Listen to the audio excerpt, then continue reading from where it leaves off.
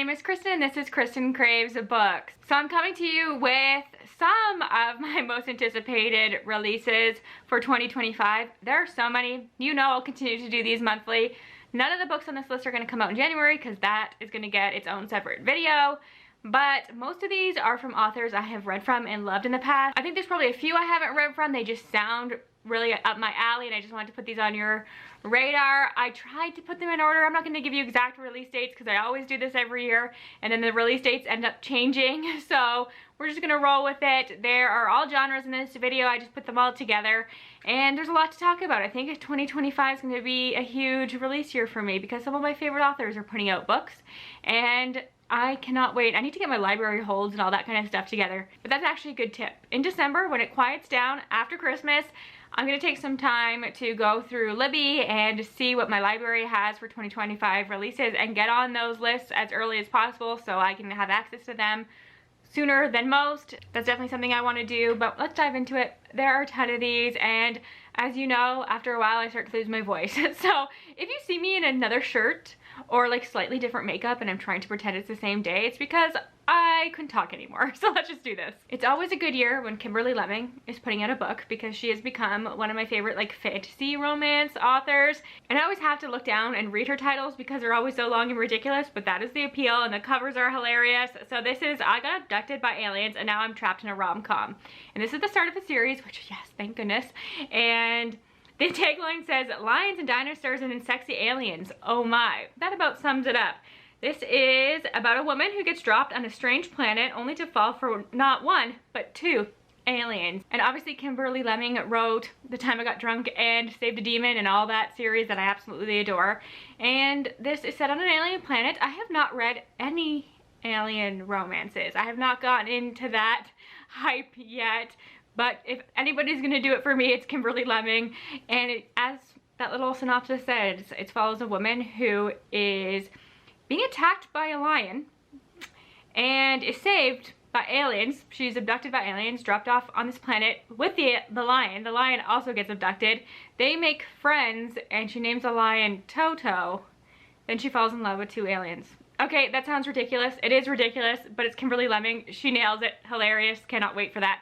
Oh yeah, and there's dinosaurs on this planet, obviously. On a more serious note, we have The Buffalo Hunter by Stephen Graham Jones. I Was a Teenage Slasher this year, and it came out this year, and I was reminded just how much I love Stephen Graham Jones and his horror. So I quickly looked up to see if he had a 2025 release and was excited to see that he does, and it comes out early in the year, which is always nice. It's a chilling historical horror novel set in the American West in 1912 following a Lutheran priest who transcribes the life of a vampire who haunts the fields of Blackfeet Reservation looking for justice. I'm so here for whatever take Stephen Graham Jones is going to do with vampires. He's very good at bringing something new to a genre that never feels stale when you're reading a Stephen Graham Jones. I think has a really important voice and I just like the way he writes. I know he's not for everybody, but there's something about his writing style that works for me, and I'll take more vampires any day of the week. Stephanie Burgess has a new book coming out. It's the start of a series. She wrote Scales and Sensibility, which is one of the books I read for Spiffbo when I helped Cassidy do that. Was that last year? All the years blend together, and it was one of my favorites. I loved it, so I'm excited to have something new from her, something witchy. It's called Wooing the Witch Queen, and I think it's a trilogy. And this says, in a gas lamp lit world where hags and ogres lurk in the thick pine forests, three magical queens form an uneasy alliance to protect their lands from invasion, and their love turns their world upside down. So in this one, we're following a queen who everybody fears. She actually took the throne from her evil uncle, and she will do anything in her power to protect her people, even though they are scared of her. And she has this library, I guess, that needs to be organized, but she doesn't have time for that. She is always in her laboratory doing some kind of experiments on her magic, so I'm curious to see what the magic system is like. So she hires this man, this wizard, that comes to her door to organize her library. She doesn't know that he's an Imperial Archduke who was on the run and maybe not as magical as she thought, but he's like writing her poetry and they're falling in love, and he also has a secret, and it says he's in danger from her enemies and her newfound allies too. When his identity is finally revealed, will their love save or doom each other? So cute. I really like Stephanie Burgess and what she does with romances, so this sounds like a fun one, and maybe a good one for the Black Hat Book Coven, which is a witchy book club that I am part of, so keep that in mind. One that I was actually just randomly sent an ALC of. The publisher sent it to me through NetGalley, and I quickly downloaded it because I really did like this author's first book, and this is The Sirens by Amelia Hart. She wrote Wayward, which was not everybody's favorite, and I understand why, but it really worked for me, and that was a witchy book as well. This is the story of sisters separated by hundreds of years but bound together in more ways than they can imagine. So it's actually set in 2019 and 1800, so I like stories that go back and forth. Her debut did that as well. So in 2019, we're following a woman named Lucy who wakes up and her partner is choking her, and she's had some really weird dreams, and she goes on the run to her sister's town, and she realizes that her sister is missing and some really strange things are happening in this town. And it says that she starts to unearth strange rumors. Tales of numerous missing men spread over decades, a baby abandoned in a sea-swept cave, whispers of women's voices on the waves. All the while, her dreams start to feel closer than ever. So, sirens, I'm assuming. And then in the 1800s, we're following, again, two sisters who are torn away from their home in Ireland, and they're forced to go on a convict ship to Australia. And as the boat takes them farther and farther away from all they know, they begin to notice unexplainable changes in their bodies.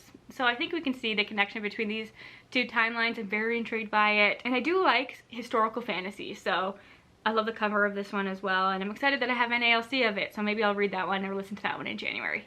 And then of course we have what I think is the last book in the Emily Wilde series, which breaks my heart, but Heather Faucett has announced her 2026 release, and I started a 2026 bookshelf on Goodreads just for that book because I'm so freaking excited for it. But this is about her 2025 release, and this is called Emily Wilde's Compendium of Lost Tales.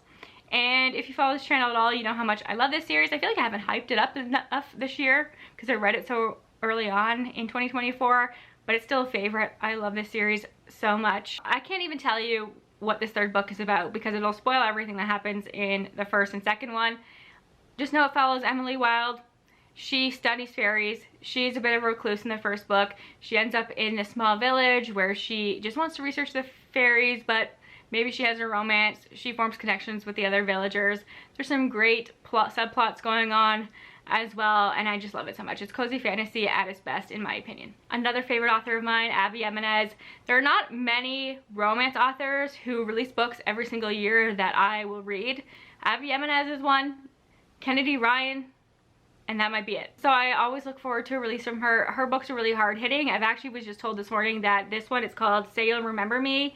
Is particularly hard-hitting, and it doesn't say in the synopsis, but I think it's important to know because if you've dealt with this, I know that it's a hard topic for people to read about. Our main character's mother has dementia, and that is a big part of the plot. And we're following these two characters who have one night together. He kind of comes off as an ass at first, but he quickly apologizes. They have this really wonderful date, but she says she has so much going on with her family and with her mom that she just doesn't have the space for a romantic relationship in her life, and he needs to move on. And then we follow them through the years as they are just drawn to one another. And that kind of concept is always really sad to read about, but Abby Jimenez just has a way of making things even sadder, even though she is good at having humor and chemistry and spice and all that stuff. There are some heavy themes in all of her romances, but I think this one is going to be particularly hard, so be aware of that before you pick it up. But Abby Jimenez is somebody I read on release day, so hopefully I can read that and get a review out for you, and just to let you know how difficult it is, but it's Abby Jimenez. I love her so much. Another favorite author, Nevo. Now actually I haven't read The Chosen and the Beautiful. I've read so much of Nevo, but I haven't read that one yet. This new book from her is actually a novella that is a standalone spin-off of that. So while I don't think you probably need to read The Chosen and the Beautiful, you probably should. So I will try to sneak that one in at some point before this one comes out. It's called Don't Sleep with the Dead, and it's a Great Gatsby retelling, and it follows Nick, who is trying to deal with the aftermath of the events that happened in The Chosen and the Beautiful. And on the eve of World War II, he runs into Jay at a club, and all of the things he was running from comes to the surface. I think he is pretending to be straight, he's pretending not to be magical, and he's just trying to live a normal life, and obviously that all blows up in his face. I really think Nevo excels at novellas. Not everybody can write a short story or novella well, but she certainly can, so I cannot wait for that. I'm gonna stop saying my favorite authors because I'm realizing every single person on this list is one of my favorite authors, which just brings me so much joy. 2025 I'm gonna thrive. And that rhymed and I didn't mean to do that. But Nat Cassidy is in my top 3 favorite horror authors. He might be 1. He hasn't put out enough for me to really say that, but I think he is. He's an auto-buy author for me. And I read Rest Stop, the novella he put out this year, and haven't had a chance to talk about it on the channel, but I adored it, and I shouldn't have because it's a survival story, which is not my favorite thing. That is one of the most gruesome novellas I've ever read, and he's brilliant. So I'm so excited that he has a full-length novel coming out next year, and it's called When the Wolves Come Home. And it's another survival story, which it would normally make me very nervous. It wouldn't be on my most anticipated releases, but because it's Nat Cassidy, and I already know that he does that well, I'm excited for it. It follows Jess, who is a struggling actress, and one night outside of her apartment, she finds a 5-year-old boy hiding in the bushes, and she tries to take him home, but she has a very gruesome and terrifying encounter with this boy's father, and we follow the 2 of them on their run after that. So a very simple synopsis, but I felt that way about Rest Stop as well, and it was brilliant, fantastic. So I need longer books from Nat Cassidy. His audiobooks are also great. He writes some of the best author notes, which I know is random, but I just love him. Next is one that was actually supposed to come out in 2024. It was on my 2024 version of this, but then it was pushed back, which tends to happen. And this is A Witch's Guide to Magical Innkeeping by Sanju Mandana, following Sarah Swan, whose great aunt dies, and she brings her back from the dead. And in the process of that, she loses her magic. Her magical guild kicks her out because you're not supposed to be doing that, and she moves home to this inn with her great aunt, and she helps run it. And there is a semi-villainous talking fox. That's all I need to know. And on the cover, there's like a chicken that's made of bones. It's a skeleton chicken, so I'm excited about that as well. She realizes that there's some kind of book that can teach her how to bring her magic back, but she needs the help of a man who she had a one-night stand with, who's a grump, and yeah, romance ensues. Okay, it's gonna be cute. The fox alone makes me want to read this, and I know so many of us loved A Very Secret Society of Irregular Witches, and we've been waiting for this one. The cover's amazing. From what I can tell, it's definitely coming out in 2025. One of the best, most surprising romances I read this year was Out of Office, so I was excited to see that H. Cunningham has another book coming out in 2025, and this is called Miss V's Hot Girl Summer, and so I will be reading this in the summer. From what I can tell, well, Out of Office also had some revives, and I love a good summer romance. This is following Trinidad Velasquez, plays by the rules. Now she has one chance, one sizzling carnival weekend to leave it all behind. Go on, get spicy. Yes, she can write some spice, that is for sure. So Trinidad is a single mom. She's raised her twins, and her boyfriend proposes to her, and she's wondering if at her age she should just settle for something practical and stable instead of like something where you have deep chemistry and passion. And then she goes on a trip to Carnival for the weekend and has a whirlwind romance. And I love that it's following an older character.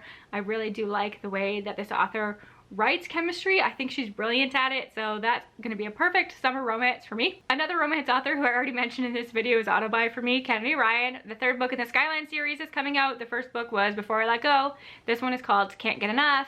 And these are just romances. They follow 3 best friends and their struggles. The first one was a second chance romance. The second one was like enemies to lovers, and this 3rd one is, let me see what the tropes are for this one. It looks like it is forbidden romance, which makes sense for this character. I've been waiting for Hendrix's romance for a long time. She is of the friend group the one who is like the loudest, the most bubbly, the most out there, and I think she's gonna be fun to read from. But much like Abby Jimenez, Kennedy Ryan loves to make you cry, so there's always gonna be heavier themes. And I think in this one she also is dealing with taking care of an aging parent, so that theme comes up often, which makes sense when we're following characters who are a little bit older. So I will read that and report back on it, but I love Kennedy Ryan so much. All her books make me cry, and I've been excited for this installment and for this trilogy to wrap up for a long time. I know I'm not the only person who loves Tia Williams and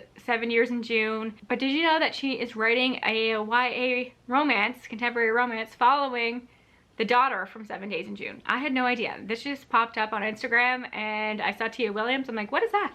I think this is genius. It's called Audrey and Bash Are Just Friends. It says, meet Audrey, junior class president, debate team captain, unofficial student therapist, desperately in need of a good time. Meet Bash, mysterious new senior, everybody's crush, tall, floppy, great taste in jewelry, king of having a good time. And I'm sure we're gonna get lots of cameos from the characters we love in 7 Days in June, because she is forced to spend the summer in New York with her mom, her stepdad, and her little sister. So I cannot wait for that. I think that's such a cute idea of Tia Williams to do, and I have a feeling that this is her YA debut. Correct me if I'm wrong, but I don't read a lot of YA contemporary romance these days, but for Tia Williams, I will. We're getting a lot of great horror in 2025, and that excites me because even when you look at like the Goodreads nominees for the Goodreads Choice Awards, the horror categories are always so strong. I don't know what's going on with publishing and horror, but they're killing it, no pun intended. I have just been loving the genre, and I think a lot of what is coming out is really unique and special and has something to say. And Miror Grant has become one of my favorites. I haven't read everything by her, obviously, but what I have read, I have really loved, and she has something called Overgrowth, and I believe that this is another alien invasion book. So this is a full-on body horror alien invasion apocalypse. I'm curious to see what she does with aliens. This is just a story. It can't hurt you anymore, and she's very good at sci-fi horror. That's what I've noticed about her. The fact that she's going aliens is new, I think, but I'm here for it. And it's following Anastasia, who since she was 3 years old has told people that she is an alien and that her family has put her on planet Earth and they need to do something because they're going to be invaded. Obviously she's 3, and everybody has just thought that this is something she dreamed and it's all in her head, but it's very much true. And one day there's an alien signal telling them that they're going to invade, and maybe it's too late for them to save themselves, and her biological family are coming for her. So what happens when you know what's coming and just refuse to listen? So that sounds intense.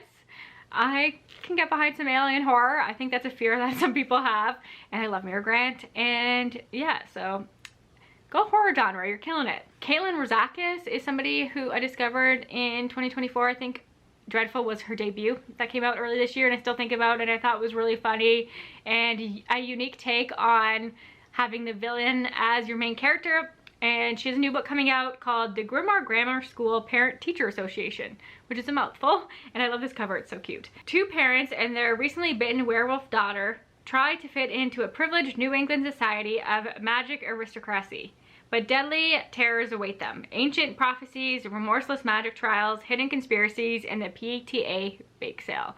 So that just sounds so fun. You can tell by the cover that that's the vibe you're getting from this. It's got like a unicorn cupcake and some crayons on it, and then you've got some more occult stuff happening. So that sounds unique. I already know that I like this author's sense of humor. I think humor is so hard to do, but when you can find an author whose humor just connects with you, that is amazing. So high on my list. Lizelle Sansbury is somebody I also love and was excited to see that she has something new coming out. It's called The Mastery of Monsters. Ninth House meets Legendborn in this thrilling first book in a dark academia fantasy series about a teen who's willing to do anything to find her brother, even infiltrate a secret society full of monsters. And I just think that she does some great stuff when it comes to her YA. The one that I read was more horror, and I thought it was brilliant. Another author who I discovered this year is R Wiswell, and Someone You Can Build a Nest In will probably be in my top books of the year. I love that book, and again, it's a unique take on having a villain as your main character. That's a theme I obviously like. But this book coming out is called Wearing the Lion. It says Hercules, hero of Greece, dedicates all of his feats to Hera, goddess of family. Hercules' mother raised him to revere Hera as her attempt to avoid the goddess's wrath. Unbeknownst to Hercules, he is yet another child Hera's husband Zeus had out of wedlock.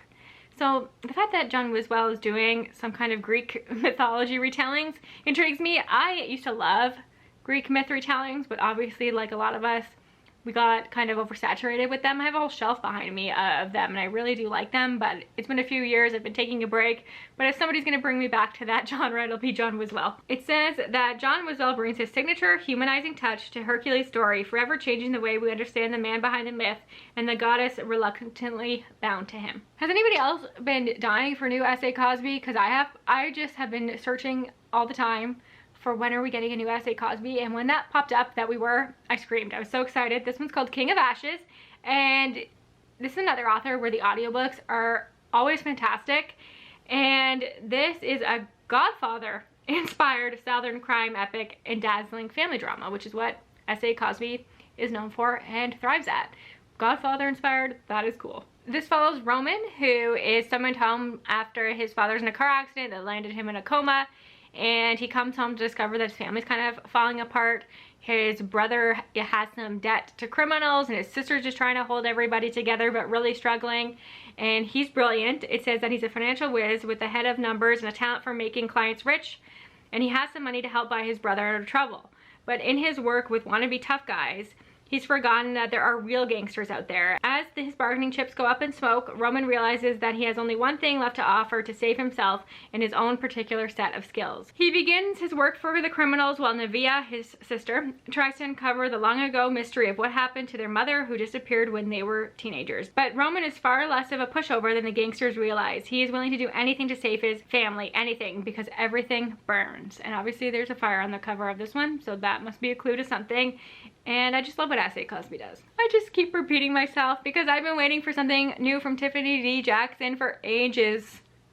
I think it's only been 1 year since she put something out. Like, I don't think she put out anything in 2024, but she definitely released something in 2023. I am just greedy. And this is her middle grade debut, and I don't read a lot of middle grade, but for Tiffany D Jackson, I will. And this is called Blood in the Water. So it's actually a murder mystery set in Martha's Vineyard, and it follows Kaitlin, who feels like a fish out of water. She's spending the summer with her family friends in their huge house in Martha's Vineyard, and the vibe is definitely snooty. Still, there are beautiful beaches, lots of ice cream, and a town full of fascinating black history, plus a few kids of her age who seem friendly. Until the shocking death of a popular teenage boy rocks the community to its core. Was it a drowning, a shark attack, or the unthinkable murder? Kaitlin is determined to solve the mystery, but her investigation leads her to uncovering shocking secrets that could change her own life as she knows it, if she survives.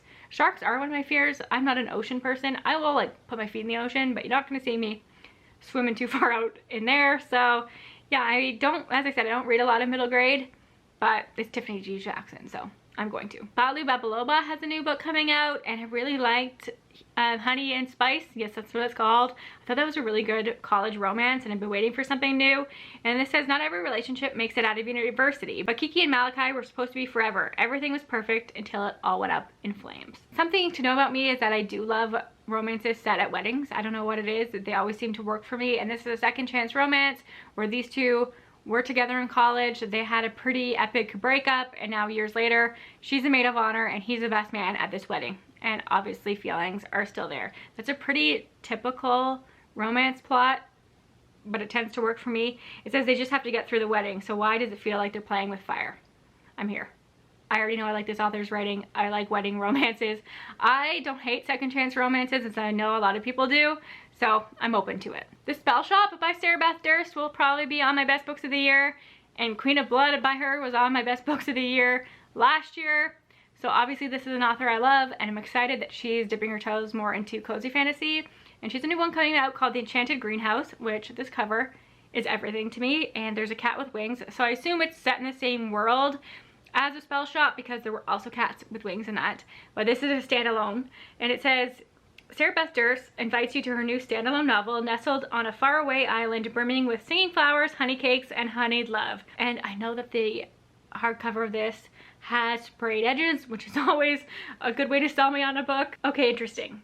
So the main character in this cast a spell and created a magical sentient spider plant, and there was a sentient spider plant in the Spell Shop who is one of my favorite characters, so I love that. As punishment, she was turned into a wooden statue and tucked away into an alcove in the North Reading Room of the Great Library of Elysium. Interesting. This should have been the end of her story, yet one day she wakes up in the cold of winter on a nearly deserted island full of hundreds of magical greenhouses. She's starving and freezing, and the only other human on the island is a grumpy gardener. Love that.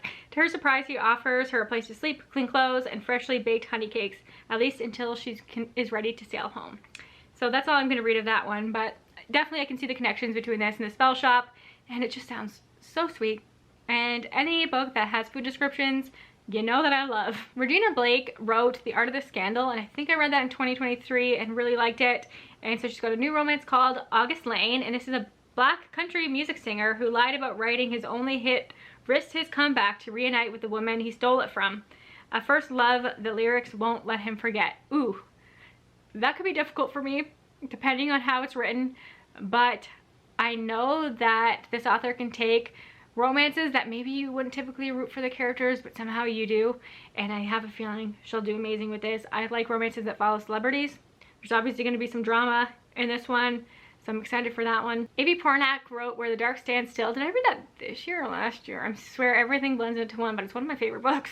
And I'm excited to have something new from them. This is called A Treachery of Swans. This is obviously a Swan Lake retelling, and the cover is absolutely beautiful. So Odile has been raised by sorceress, and she spent her whole life preparing for this heist. And it says that she's to impersonate a princess, infiltrate the palace, steal the king's enchanted crown, and restore magic to the kingdom. But then the king is murdered, and she's forced to recruit the help of a real princess, and the two begin to unravel a web of lies and deceit that leave them uncertain of who to trust. Soon, though, she must decide her mission or the girl she's falling for. So obviously, it's also sapphic, and the tagline says, the fate of the kingdom depends on her making the right choice. S.T. Gibson.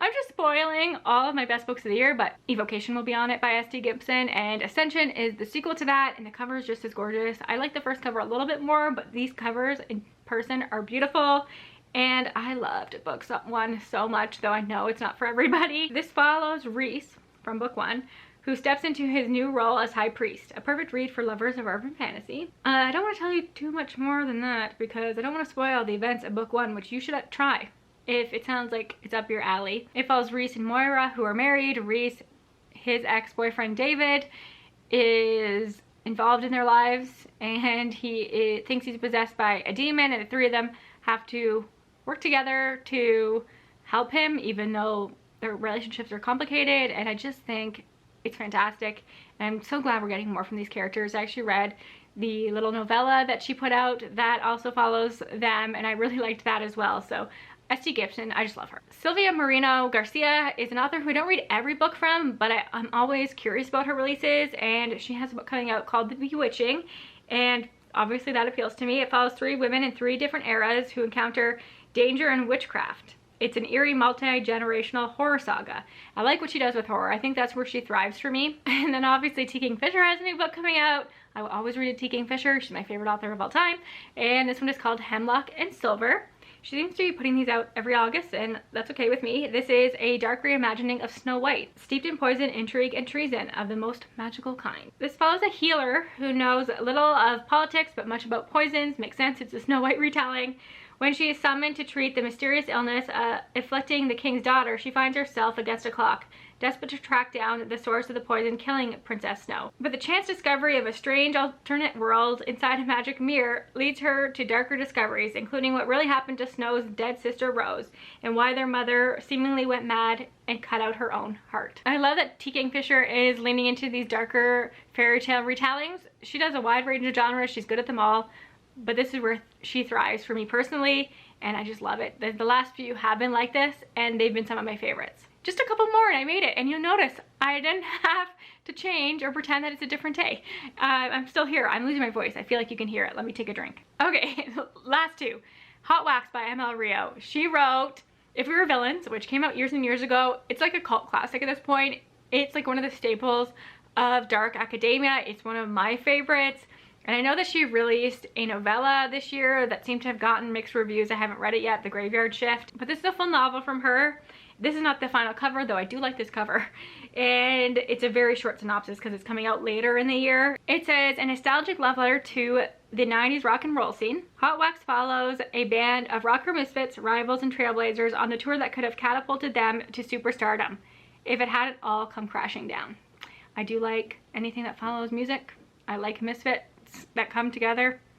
Here for it. And last but not least, I know you're gonna be shocked by this, but another one of my favorite authors has a book coming out at the end of 2025, and that is Tasha Sui. You know I love her so much. I love all these authors. As I talk about this, I'm getting more and more hyped because I didn't realize just how many of my favorite auto-buy authors who I can trust, are releasing books next year, and that just brings me so much joy. But she just put out a post about this new book, and I think this was yesterday. She revealed the title, and it's called The Isle in the Silver Sea.